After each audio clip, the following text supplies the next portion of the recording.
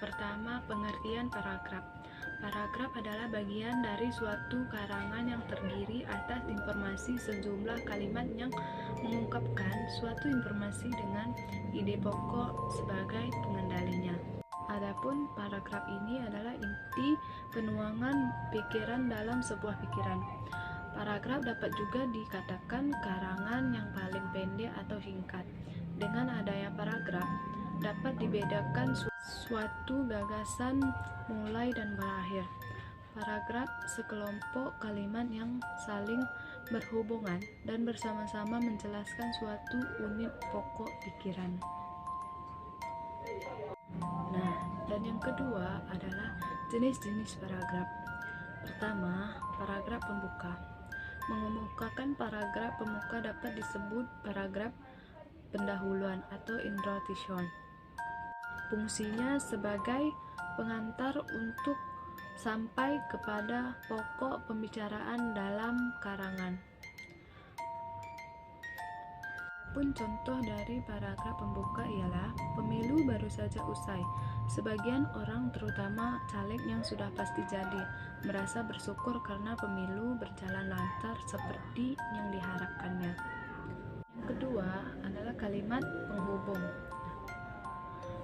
Adapun paragraf penghubung merupakan isi permasalahan yang diuraikan di dalam kekurangan yang berisi inti persoalan yang dikemukakan. Adapun yang ketiga ialah paragraf penutup. Paragraf penutup ini ialah mengakhiri sebuah karangan. Paragraf ini berisi kesimpulan dari paragraf penghubung. Paragraf penutup ini berfungsi mengakhiri sebuah karangan, tidak boleh terlalu panjang.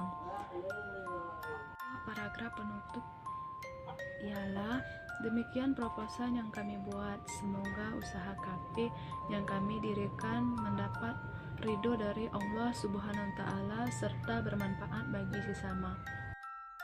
Saya akan menjelaskan tentang syarat-syarat pembentukan paragraf. Adapun 3 syarat-syarat pembentukan paragraf. Yang pertama yaitu kesatuan. Tiap paragraf hanya mengandung satu gagasan pokok atau satu topik. Fungsi paragraf ialah mengembangkan topik tersebut. Oleh karena itu, dalam pengembangannya tidak boleh terdapat unsur-unsur yang sama sekali tidak berhubungan dengan topik atau gagasan pokok tersebut. Paragraf dianggap mempunyai kesatuan jika kalimat-kalimat dalam paragraf itu tidak terlepas dari topiknya atau selalu relevan dengan topik. Adapun yang kedua, yaitu kepaduan. Syarat kedua yang harus dipenuhi oleh suatu paragraf ialah koherensi atau kepaduan. Satu paragraf bukanlah merupakan kumpulan atau tumpukan kalimat yang masing-masing berdiri sendiri atau terlepas, tetapi dibangun oleh kalimat-kalimat yang mempunyai hubungan timbal balik.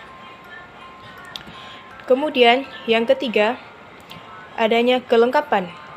Suatu paragraf dikatakan lengkap jika berisi kalimat-kalimat penjelas yang cukup untuk menunjang kejelasan kalimat-kalimat atau topik utama. Nah, sebaliknya, jika suatu paragraf tidak dikatakan lengkap jika dikembangkan atau hanya diperluas dengan pengulangan-pengulangan saja. Sekian penjelasan mengenai paragraf, semoga dapat dipahami dan dimengerti. Saya akhiri billahi taufiq wal hidayah. Wassalamualaikum warahmatullahi wabarakatuh.